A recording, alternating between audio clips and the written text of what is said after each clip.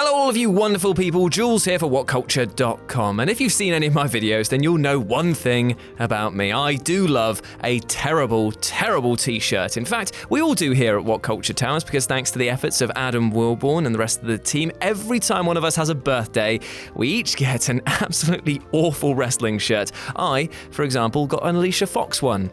It's horrific. However, it got me thinking, which are the absolute worst shirts the WWE has ever put out? Well, come gather round my fruit of looms as we're going to plow through some absolute stinkers. I'm Jules, this is WhatCulture.com, and these are the 10 worst t-shirts in WWE history. And trust me, there are more than 10, so let me know down below which ones are your worst because we'll do a community list on them at a later date.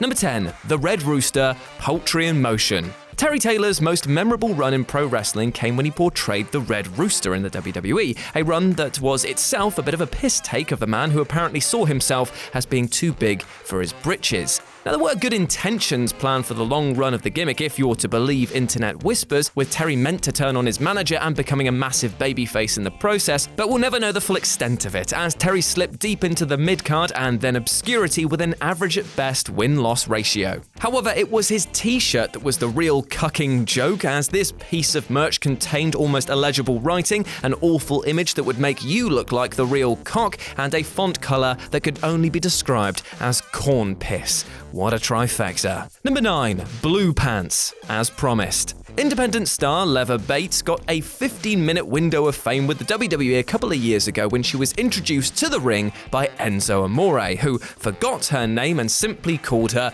Blue Pants based on her wardrobe. I mean, thank God he wasn't introducing your mum, as it would have been no pants with a 1,000-yard stare for the length, which probably wouldn't have fit on a t-shirt as well, would it? Also, yes, that is my one per list. Though she was never actually signed to a contract, she made several appearances as Blue Pants, weirdly using the theme from The Price is Right to make her way to the ring. Still though, I mean, with a gimmick like blue pants, how could she not be over enough to have a t-shirt? I know, right?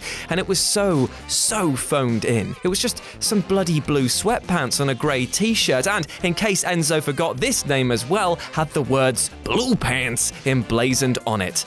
Absolutely awful. Number 8, CM Punk Honey Badger. Okay, so quick game here. What's the first thing you think of when I say CM Punk? Chicago? Pipe bomb? A surprisingly crap fighting career post-WWE? Honey Badger? Yeah, the last one seems a bit out there, doesn't it? Well, it turns out that seeing as the WWE is at least 10 years behind the curve, that they would put out a t-shirt with everyone's favourite chick magnet as one of these aggressive creatures.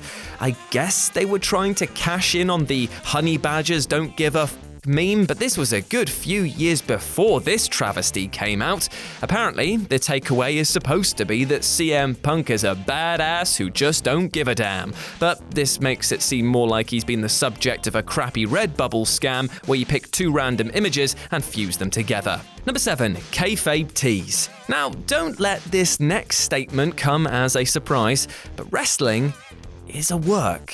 I know, it's a massive shock. I did try and warn you, but why oh why would you ever want to try and cash in on that fact? If there's one thing that fans of the sport hate, it's people telling them that it's fake, and it's even worse if there's someone wearing a t-shirt declaring the fact. The WWE has strangely tried to snap up the cash from this bizarre smarket and released countless anti-kayfabe t-shirts across the years, even going so far as to release a kayfabe line of shirts with insider terminology on them that's absolutely disgusting.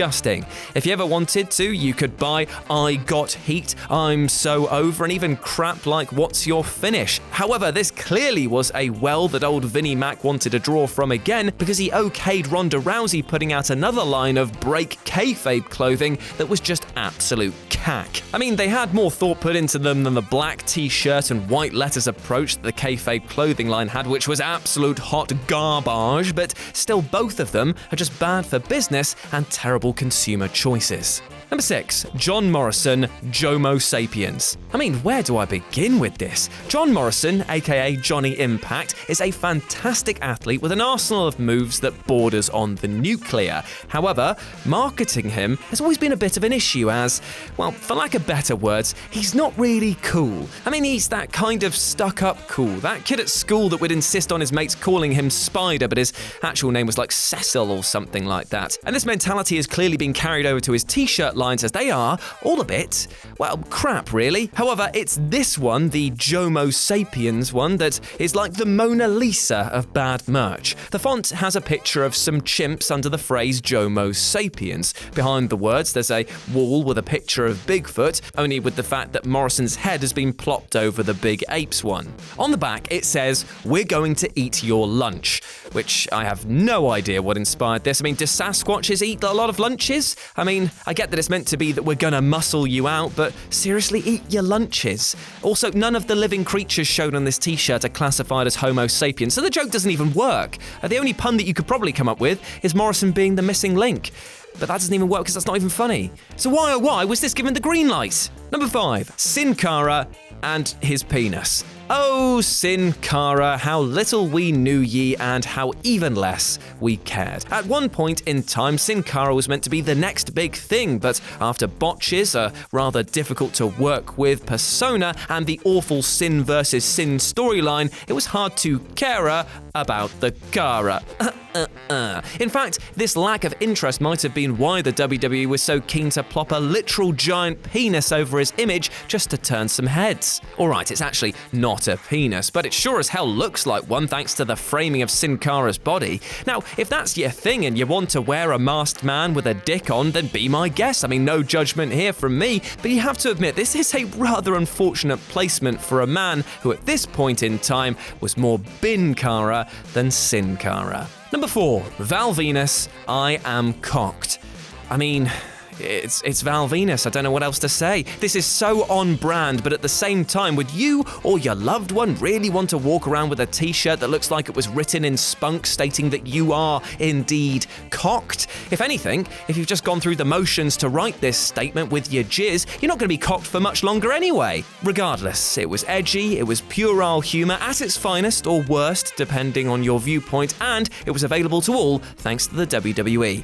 Imagine if your nan bought this for you for Christmas. My God, my skin is actually inverting at the thought of that. Number 3, ain't no one meaner than Tamina. God bless Tamina. She has been the butt of so many jokes across her latest WWE run, but it's almost like she's been destined to fail from the off. From her introduction, in which she was brought into a confused crowd, to middling in the women's division, and then finally teaming with Nia Jax to, well, not much success really, she definitely feels a bit like an afterthought. So is it therefore any surprise and also a great sadness to learn that she only has one t-shirt and it's pretty terrible? For one, I don't think anyone ever has mentioned this phrase of ain't no one meaner than Tamina live on TV, and for another, she's not even the meanest member of her partnership with Nia Jax. It seems so forced and set up only because the pair were challenging for the women's tag titles, and it became clear that Tamina had no bloody merch out, so people were just like, oh crap, we better get something out quick. Imagine waiting all that time and your entire career being boiled down to a phrase that no one said and delivered in a manner so utterly boring that you'd likely fall asleep before you'd finish reading the phrase. Sad. Number 2, The Rock, Poontang Pie. During the Attitude Era, The Rock had a ton of catchphrases that were incredibly popular. Fans loved to sing along with the Great One and speak at great length about the size of his boot and where it would be inserted. However, as you might expect when you're an absolute machine of banter, there are going to be the occasional dud offerings. Case in point, the Poontang Pie t-shirt, which while being an utterly memorable moment of WWE TV, isn't something that you'd want to be seen dead in. This would be like walking down the street in a t-shirt that claims you're not a virgin. Seriously, I'm not. Look at my t-shirt, I'm not. I mean, just because people chant it doesn't mean they want it on a t-shirt. And number 1, Team Hell No. Now here's the thing, I actually love the tag team of Daniel Bryan and Kane, in its first run at least, because the idea of an indie darling and a WWE born and bred powerhouse dominating opponents with contrasting in-ring styles and mannerisms was utterly brilliant.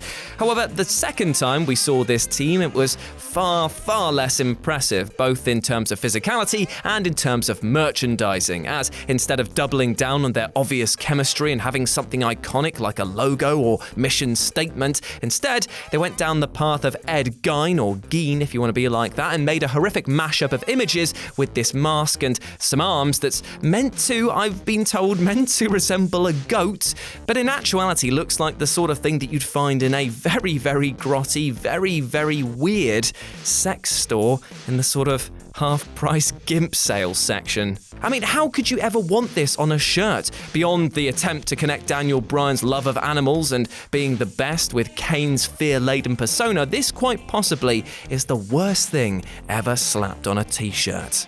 And there we go, those were the 10 worst t-shirts in WWE history. Now, I hope you have enjoyed this, and if you feel like strapping on some ridiculous merch of your own that's also equally crap, then you can take a look at our Teespring store where you can see all the silly stuff that we've tried over the years to get put onto t-shirts. I know, we are awful. But you know what isn't awful?